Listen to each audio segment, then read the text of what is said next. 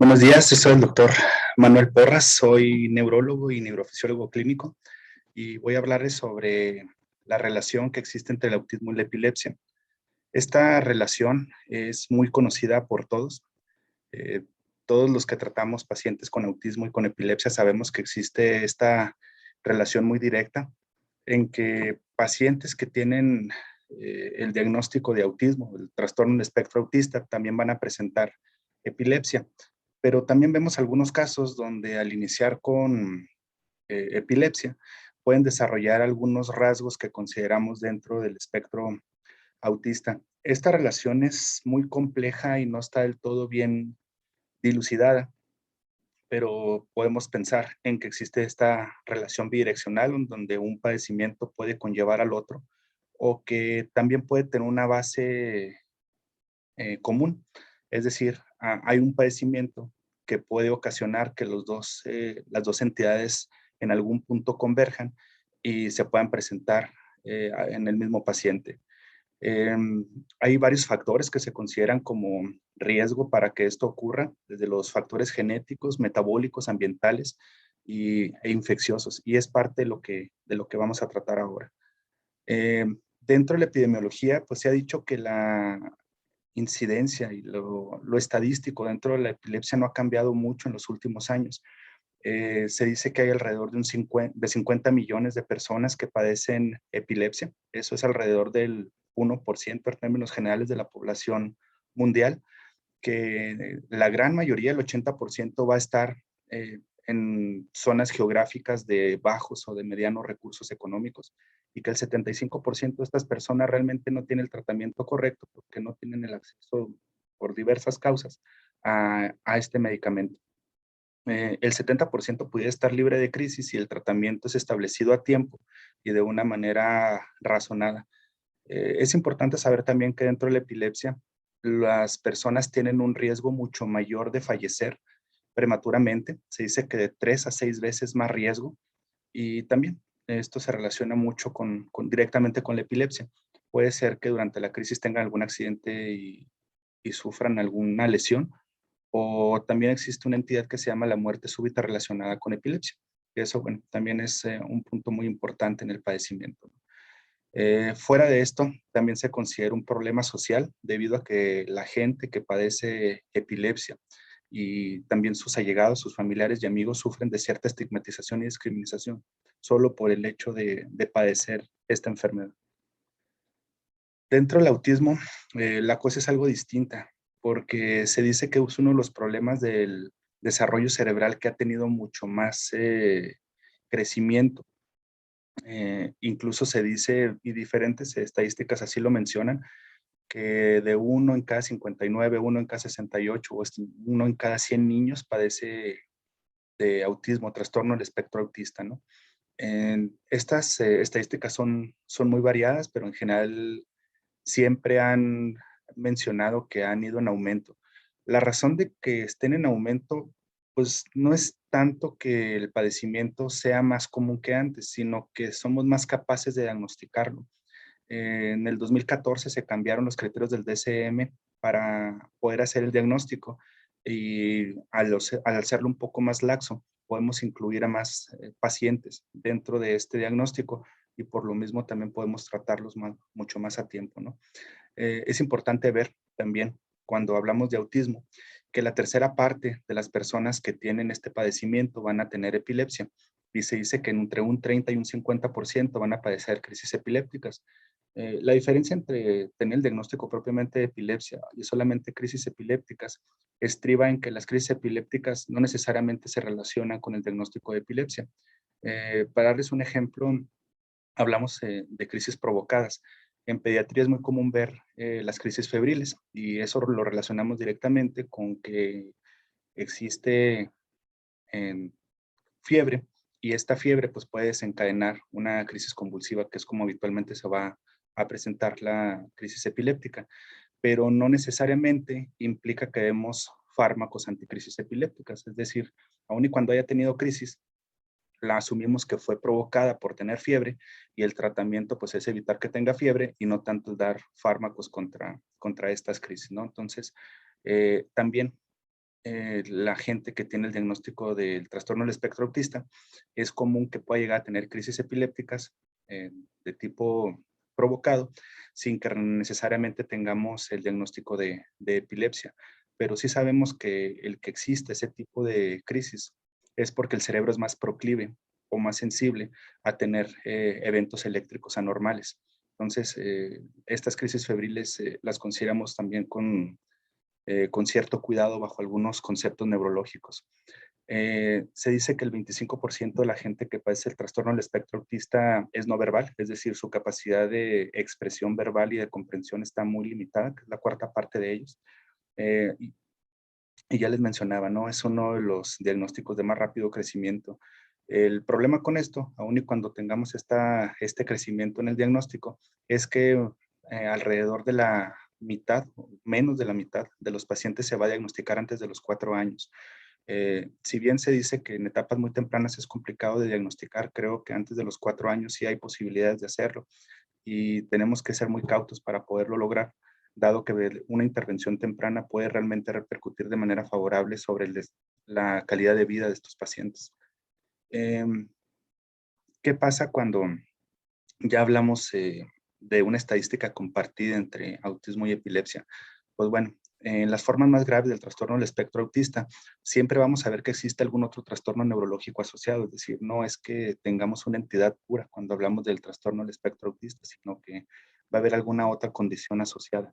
Y dentro de estas condiciones, pues también podemos considerar a la epilepsia. Hay una mayor discapacidad intelectual dentro del trastorno del espectro autista y si encontramos esto, también va a haber una mayor prevalencia de la epilepsia.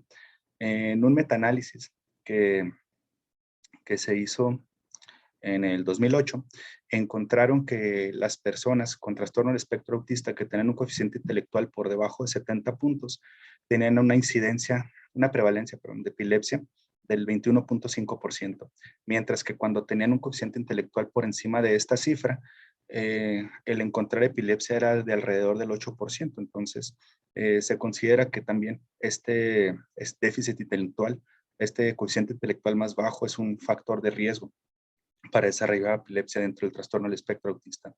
Eh, Se vio también que esto era mucho más notorio en el sexo femenino, es decir, las niñas con un coeficiente intelectual bajo era más probable que pudieran desarrollar epilepsia a lo largo de su vida. Eh, También en, en una encuesta que se hizo en Estados Unidos entre el 2011 y el 2012 para ver la prevalencia de epilepsia dentro del trastorno del espectro autista, se encontraron varios factores de riesgo. Uno de ellos pues, es el que ya les mencioné, el tener un bajo coeficiente intelectual, pero también se encontró que al ser ya mayores en edad, ser del sexo femenino, tener problemas de lenguaje y un estrato socioeconómico bajo, contribuían para la aparición de epilepsia dentro de este trastorno del espectro autista. Eh, es importante ver también cuando hablamos de epilepsia dentro del trastorno del espectro autista, que la forma en que se clasifica tiene mucha importancia, ¿no? Ya tenemos una clasificación nueva en el DSM-5, donde podríamos decir a grandes rasgos que tenemos un autismo típico y uno atípico, y que nos interesa más la necesidad de apoyo que tiene el paciente para ponerlo en diferentes grados. Esto está bien, realmente nos ha ayudado mucho a hacer un diagnóstico más temprano, pero cuando hablamos de epilepsia nos resulta mucho más útil ver la clasificación que teníamos en el DSM-4, donde había 5 rubros y de estos, pues la posibilidad de tener epilepsia variaba dependiendo de cuál de ellos estuviéramos hablando. Eh, y bueno, aquí en esta tabla podemos ver lo que les menciono, ¿no? La prevalencia de epilepsia va a variar dependiendo de qué subtipo de trastorno del espectro autista estemos hablando. Y podemos ver que en el síndrome de Rett, que es el que más se relaciona con epilepsia, podemos llegar al 90 o 94%, mientras que en formas más leves del trastorno del espectro autista, como es el síndrome de Asperger, la prevalencia de epilepsia es entre el 5 y el 10%. Si analizamos esa tabla, vemos que las dos formas que consideramos en esa clasificación como más graves de autismo, que es el trastorno desintegrativo de la personalidad y el síndrome de Rett, son las que tenían la prevalencia de epilepsia más alta. Y esto también nos habla de que existe un mayor daño neurológico, hay síntomas neurológicos asociados con mucho más frecuencia, o estos síntomas son más graves que en otras formas más sutiles del trastorno del espectro autista. Eso es importante porque, bueno, si pensáramos en un síndrome de Asperger con un 5 o 10% de prevalencia de epilepsia, pues la verdad es que se acerca mucho a lo que pudiéramos ver en la población general en algunos sentidos. Pero en el síndrome de Rett podemos decir que por default el síndrome se va a relacionar con epilepsia. Entonces, esto también nos pone la pauta para poderlo investigar de una manera mucho más dirigida. Em, También, si vemos desde el punto de vista contrario, em, tenemos un riesgo aumentado de un trastorno del espectro autista en personas que tienen epilepsia, es decir, el diagnóstico inicial es el de epilepsia y esto puede conllevar a que aparezca en algún momento datos de trastorno del espectro autista. En un estudio sueco que se hizo en personas que tenían y no tenían epilepsia, valoraron en qué momento podía presentarse el trastorno del espectro autista, tanto en ellos como en sus hermanos. Y se encontró que dentro de las personas con epilepsia, la presentación del trastorno del espectro autista es del 1.6%, en contra de los controles sin epilepsia, que era del 0.2%. Entonces, desde ese punto de vista, el riesgo de desarrollar un trastorno del espectro autista en personas que ya tienen el diagnóstico de epilepsia era 10 veces mayor que en la población general. Y los parientes de estas personas tenían la posibilidad de desarrollar síntomas de autismo en 1.62%, también por encima de la población general, ¿no? Ese estudio es interesante porque al estar valorando esta población, hubo algunas personas que desarrollaron epilepsia sin tener propiamente rasgos del espectro autista. Y se vio que en el momento de desarrollar epilepsia y darle seguimiento, la posibilidad de que desarrollaran síntomas del trastorno del espectro autista después de tener el diagnóstico de epilepsia era del 4.56%. Es decir, la epilepsia sigue siendo un factor de riesgo para desarrollar síntomas de autismo, pero también pasa lo contrario, como se los explicaba hace rato. ¿Qué factores podemos tener para que esto ocurra? Pues bueno, esto es muy variado, ¿no? Y pues bueno, puede ir desde los factores genéticos, ambientales, infecciosos, metabólicos que les mencionaba hace rato. Y la verdad es que en los últimos años se ha tenido mucho desarrollo en este sentido, ¿no? Vamos a empezar hablando de algunos de los factores genéticos. En el 2011 se hablaba que había más de 100 genes relacionados con la presencia del trastorno del espectro autista y que la causa de que estas alteraciones genéticas aparecieran pues eran muy variables, ¿no? De que existía una herencia muy compleja, mutaciones de novo, variaciones en el número de copias, un polimorfismo o variaciones epigenéticas, ¿no? Y todo esto se relacionaba con la formación de la sinapsis, con las funciones de los neurotransmisores y con la plasticidad neuronal. Es decir, todas estas mutaciones iban a alterar estas funciones neurológicas y al mismo tiempo podíamos ver que iba a haber un problema asociado, ¿no? Como podemos ver en la figura que aparece en la diapositiva. Muchas personas con el diagnóstico del trastorno del espectro autista no van a tener solamente esto, sino que pueden tener otro tipo de manifestaciones. Incluso hay varias entidades neurológicas que asociamos con el trastorno del espectro autista, como puede ser el déficit de atención, la epilepsia, que es el tema que nos atañe hoy, y varios síntomas psiquiátricos. Entonces, es importante también ver desde este punto de vista genético qué tipo de genes se pueden compartir como para que podamos valorar en las personas con trastorno del espectro autista la posibilidad de que aparezcan entidades asociadas. Dentro de los factores genéticos, nos interesa también mucho ver las encefalopatías epilépticas, que es algo que vamos a tocar en algún momento, pero las que vemos mucho más relacionados con esto es el síndrome de Landau-Kleffner, los espasmos infantiles, incluyendo aquí el síndrome de West, el síndrome de Dravet, que también es muy asociado con el trastorno del espectro autista. Algunas veces también el síndrome de Ohtahara lo podemos ver asociado con esto, ¿no? Y obedece a que existen pues varias mutaciones genéticas, cada una específica para alguno de estos síndromes, y en general todas van a intervenir con el desarrollo neuronal. También tiene mucho que ver con la regulación de la función de los canales iónicos de la membrana celular y la función de los neurotransmisores. Esto lo hemos estudiado mucho en epilepsia, en el síndrome de Dravet, en la epilepsia miclónica juvenil, los espasmos infantiles, el síndrome de Ohtahara, y vemos que muchos de ellos van a tener una concurrencia con el trastorno del espectro autista. De hecho, se dice que dentro de las encefalopatías epilépticas, alrededor de 62 genes que han sido identificados, más de la mitad, 32 genes, también se consideran como factor de riesgo para desarrollar después el trastorno del espectro autista. Es decir, no es propiamente que la actividad epiléptica nos lleve al desarrollo de síntomas de autismo, sino que tenemos una base genética común que nos puede llevar hacia las dos entidades. Ya hablando de síndromes genéticos más específicos, aquí tenemos el síndrome de X frágil. Este se considera que es una de las formas más comunes en donde podemos encontrar discapacidad intelectual. Es causada por una expansión repetida de una base de 3 bases en el gen FMR1 y es mucho más frecuente en hombres que en mujeres. Fenotípicamente existen dismorfias, ¿no?, que son muy características, como tener la frente muy amplia, la mandíbula también amplia, la cara se ve alargada, al igual que los pabellones auriculares son muy prominentes. Eh, Eso es una de las cosas que nos puede hacer pensar en el diagnóstico cuando lo vemos fenotípicamente, ¿no? Cuando hablamos de la posibilidad de presentar síntomas de trastorno del espectro autista, se considera que entre el 15 y el 60% de estos niños van a tener este trastorno y que entre el 10 y el 40% van a presentar crisis epilépticas. En general se dice que hay un aumento en la expresión de cortical de glutamato y este se considera una base estimuladora, es decir, hay una hiperexcitabilidad cortical que nos lleva a que existe epilepsia y potencialmente también hay algo de relacionado en ese sentido con la aparición de síntomas del trastorno del espectro autista.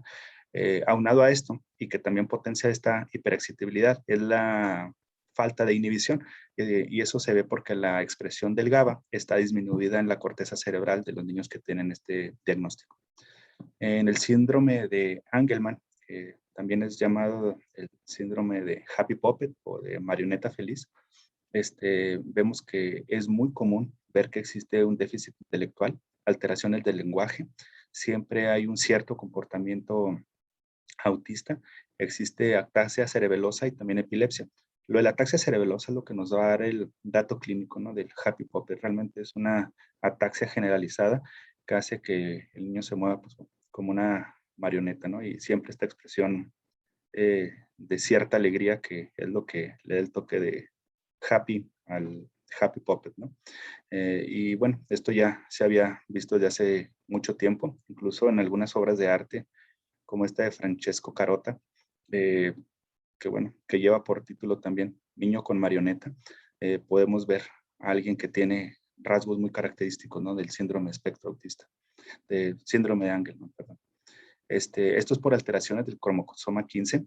Y bueno, aparte de que podemos encontrar epilepsia en estos pacientes, también nos interesa mucho hacer estudios electroencefalográficos, porque si aunamos propiamente el diagnóstico de epilepsia, pero algunos pacientes no tienen crisis, al hacer el estudio electroencefalográfico, vemos que el 80% va a tener algún tipo de alteración en ese estudio que nos sugiere una disfunción cortical. Entonces es prudente hacer un estudio electroencefalográfico en pacientes que tienen el diagnóstico de síndrome de Angelman, aun y cuando no tengan alguna crisis epiléptica clínicamente demostrada. Estas alteraciones van a relacionarse también con una alteración en el gen V3A, que es responsable de la síntesis y segregación de proteínas sinápticas. Entonces, en este sentido, lo que ocurre es que se pierde la plasticidad sináptica, es decir, esta sinapsis no tiene la capacidad de variar ni de cambiar y perpetúan este tipo de alteraciones, ¿no? Hacen que exista esta disfunción cerebral. Em, en el complejo de esclerosis tuberosa, pues podemos ver muchísimas alteraciones sistémicas, ¿no? Porque no solamente afecta el sistema nervioso, sino que también podemos ver lesiones cutáneas, incluso lo consideramos dentro de los síndromes neurocutáneos, pero también podemos encontrar lesiones renales, lesiones pulmonares, lesiones óseas, y esto se debe, pues bueno, a que hay una alteración en la regulación del crecimiento celular. Es muy común que tengamos tumores benignos de forma de amartomas en diferentes áreas corporales, ¿no? Y las mutaciones se deben principalmente a Martina, que está en el cromosoma 9, y a Tatuberina, que está en el cromosoma 16, ambas muy directamente relacionadas con el complejo de esclerosis tuberosa. Es muy común que los niños que tienen este diagnóstico tengan epilepsia, sobre todo el tipo de espasmos infantiles, llegando incluso a tener el diagnóstico de síndrome de West, y que empiecen antes del año de vida. Son crisis epilépticas muy difíciles de controlar y que no responde bien a los fármacos anticrisis epilépticas que normalmente utilizamos, ¿no?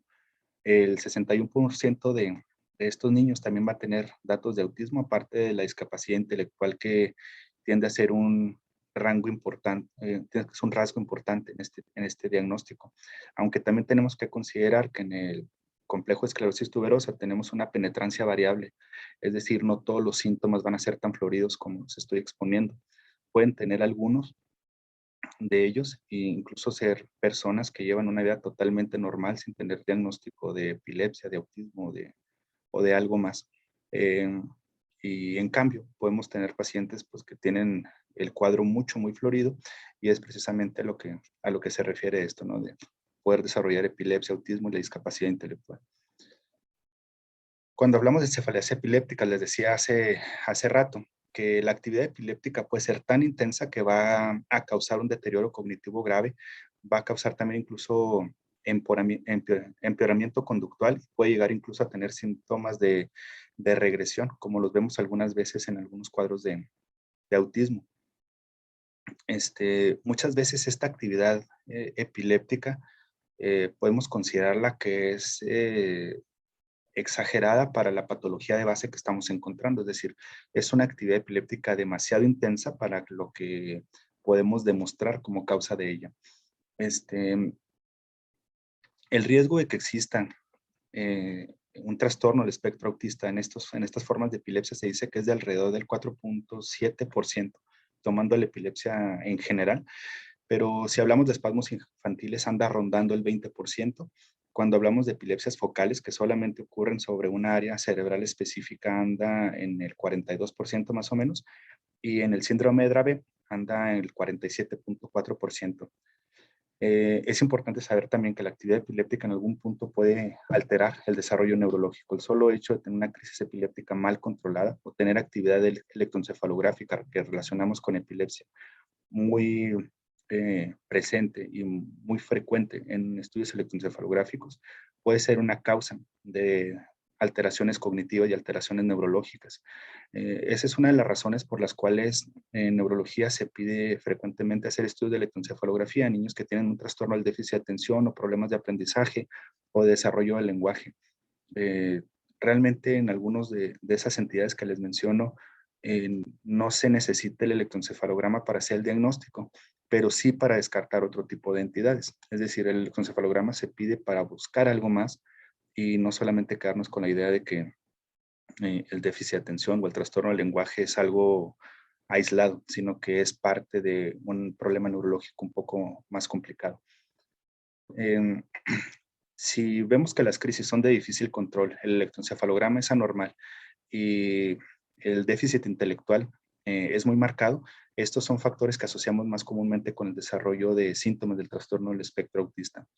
Y al mejorar este tipo de crisis y la actividad epileptiforme en el electroencefalograma, podemos tener una cierta remisión de algunos de los síntomas del trastorno del espectro autista. Tal vez no en una forma completa, pero sí podemos mejorar en muchos sentidos el desarrollo normal que puede tener el niño y impacta directamente sobre su calidad de vida, ¿no? Esto no siempre es tan contundente. En algunos estudios que se han hecho, vemos que aún teniendo un buen control de la actividad epiléptica normal en el electroencefalograma y, y de las crisis epilépticas, los síntomas de autismo van a permanecer. Entonces, la relación a veces no es tan directa como se pensaría. Em, bueno, ¿qué pasa si tenemos a un paciente con trastorno del espectro autista que nunca ha tenido crisis epilépticas?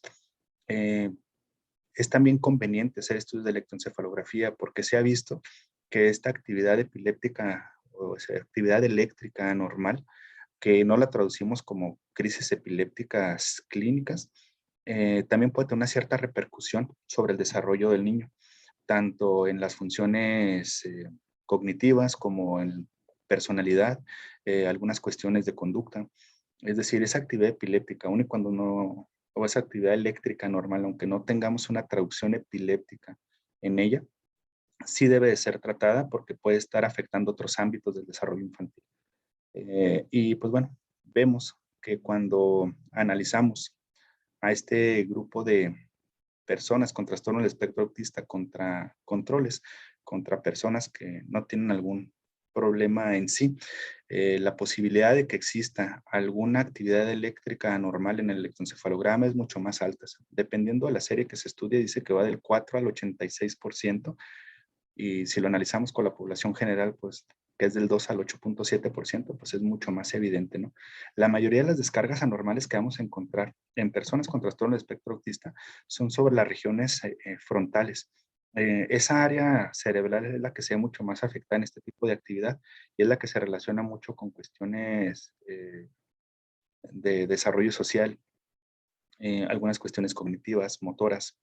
Y también nos interesa mucho porque las áreas frontales tienen una gran conectividad con el resto del cerebro, sobre todo con el frontal contralateral y con las regiones temporales. Entonces, muchas veces los síntomas que vemos no se relacionan tan directamente con el área cerebral de inicio de las descargas epilépticas, pero sí esta propagación, ¿no? La propagación de esa actividad normal puede hacer que tengamos manifestaciones de otras áreas cerebrales que no están directamente asociadas con la descarga de inicio, ¿no? La mayoría de estas descargas también es importante saber que son nocturnas y son durante el sueño. Entonces, al pedir estudios de electroencefalografía en estos niños, siempre se debe considerar hacer el registro durante el sueño y de no aparecer actividad normal, se sugeriría hacer un estudio prolongado, de preferencia nocturno, para ver si encontramos alguna descarga de este tipo. También vemos que hay alteraciones metabólicas y mitocondriales que se relacionan con la aparición de epilepsia y el trastorno del déficit de atención. Pues bueno, aparte de incluir a las alteraciones mitocondriales, también podemos ver alteraciones del metabolismo de la creatina, del colesterol, de la pirimitamida, la purina, vitaminas de diferente tipo y aminoácidos como la fenilalanina y el triptófano, ¿no? Los niños que tienen trastorno del espectro autista, 5% va a tener algún tipo de enfermedad mitocondrial, y si no está diagnosticada como tal, sí se puede pensar en que tiene una disfunción mitocondrial en el 30% de los casos.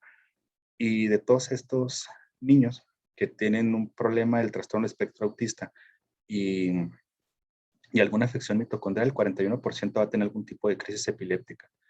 Esto en general se relaciona con una hiperexcitabilidad cortical y también con una disfunción inmunológica. Esta disfunción inmunológica es un punto importante y es un punto que también se ha desarrollado mucho en los últimos años, porque se considera que esta cuestión de neuroinflamación o de la producción de anticuerpos contra ciertos receptores o contra ciertas estructuras de la membrana neuronal puede acarrear una inflamación sobre áreas cerebrales que nos conllevan al desarrollo de epilepsia y potencialmente también al trastorno del espectro autista. Les menciono esto porque el concepto de neuroinflamación en epilepsia se ha tocado desde hace mucho tiempo. Este, Incluso, pues bueno, vemos que hay varias citocinas que se consideran inflamatorias que tienen capacidad de mediación en ciertas funciones cerebrales, ¿no? Incluyendo, por ejemplo, el metabolismo de los neurotransmisores, funciones neuroendocrinas y de la plasticidad sináptica, ¿no? La capacidad que el cerebro tiene de adaptarse a ciertas circunstancias.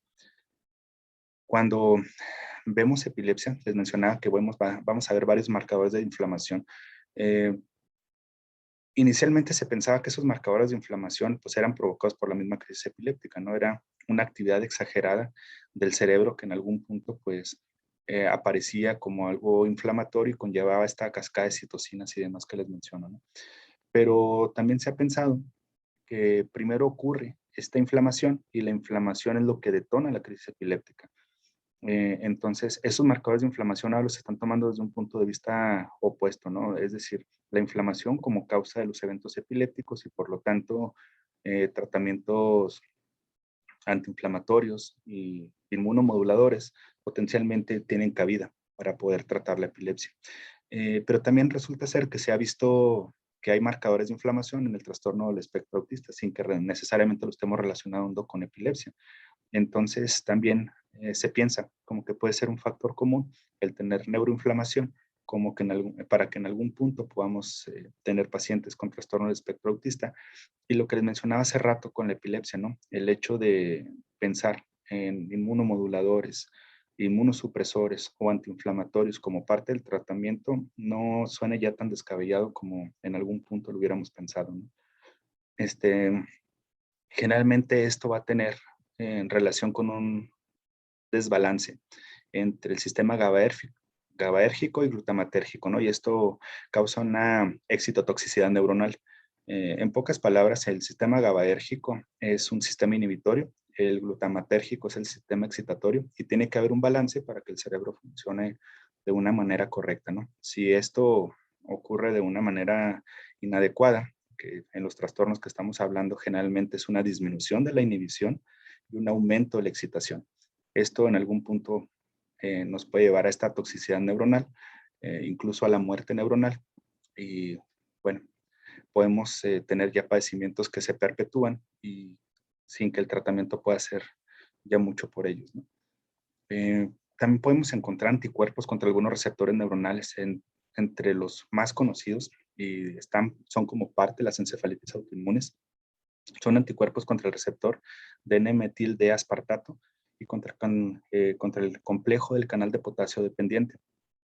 En ambos casos se relacionan con epilepsias muy marcadas, pero en el primer caso, por ejemplo, en donde vemos anticuerpos contra el receptor de NMDA, podemos ver muchos síntomas psiquiátricos, ¿no? Trastorno del movimiento, problemas conductuales, alteraciones del sistema autonómico, y eso es porque se relaciona mucho también con ciertas áreas del cerebro que tienen control sobre esas funciones y podemos tener un cierto comportamiento autista también, ¿no? En casos ya más graves hay alteraciones del estado de alerta, incluso pueden llegar al coma y a la muerte, ¿no? Eh, si pensamos desde ese punto de vista, muchas de las veces los niños van a tener un desarrollo muy normal o totalmente normal y en algún punto de su vida aparecen síntomas de los que estamos hablando y lo consideramos como una forma de regresión de los ítems del desarrollo, cosa que vemos muy comúnmente en algunos casos del trastorno del espectro autista, ¿no? Síntomas de regresión y de pérdida de funciones neuronales. Pues mencionaba hace rato, ¿no? Poderlos tratar con inmunosupresores o con algún tratamiento inmunomodulador puede ser de gran ayuda, incluso las encefalitis autoinmunes dentro del tratamiento que marcamos para el control de la epilepsia, incluye aplicar inmunoglobulina, azatioprina o algún otro tipo de inmunosupresor de ese tipo y con muy buenos resultados. Ya para concluir, tenemos que pensar en que la epilepsia y el trastorno del espectro autista van a tener una relación muy frecuente, como ya lo notamos. Hay una relación bidireccional, es decir, una entidad puede llevar a la otra, pero también puede ser que tengan una base común y que exista un problema subyacente que nos lleve hacia las dos entidades en algún punto. Son múltiples las etiologías y todas siguen en investigación. Eh, y debemos de pensar también que la complicación que tenemos para poder estudiarlas es porque ambos son síndromes. Es decir, cuando hablamos de epilepsia hablamos realmente de un síndrome. Es algo demasiado amplio que tiene muchísimas posibilidades etiológicas y al mismo tiempo también muchas manifestaciones clínicas. Lo mismo que podemos pensar con el trastorno del espectro autista, ¿no? Tenemos muchísimas posibilidades en cuanto a su causa. Las manifestaciones no son exactamente iguales en cada uno de nuestros pacientes, entonces ambos pueden ser tomados como síndromes. Por lo mismo, tenemos un espectro amplio de estudio en cada uno de ellos y poderlo relacionar en algún punto creo que debe individualizarse en cada paciente. La evolución, el pronóstico y el tratamiento también van a ser muy variados por lo mismo que les estoy explicando. Y siempre debemos de considerar el hacer un estudio de electroencefalografía en un paciente que tiene el trastorno de espectro autista, independientemente de si tiene crisis epilépticas o no. Muchas veces las manifestaciones de las alteraciones eléctricas cerebrales pueden ser más conductuales o de personalidad o de desarrollo del lenguaje que propiamente lo que consideramos como una manifestación de crisis epiléptica. Hay que también tomar en cuenta que muchas de las entidades que causan ambos trastornos son tratables y por lo mismo, al hacer un diagnóstico temprano y un tratamiento correcto, va a repercutir de una manera favorable en la calidad de vida de nuestros pacientes. Les agradezco mucho su atención.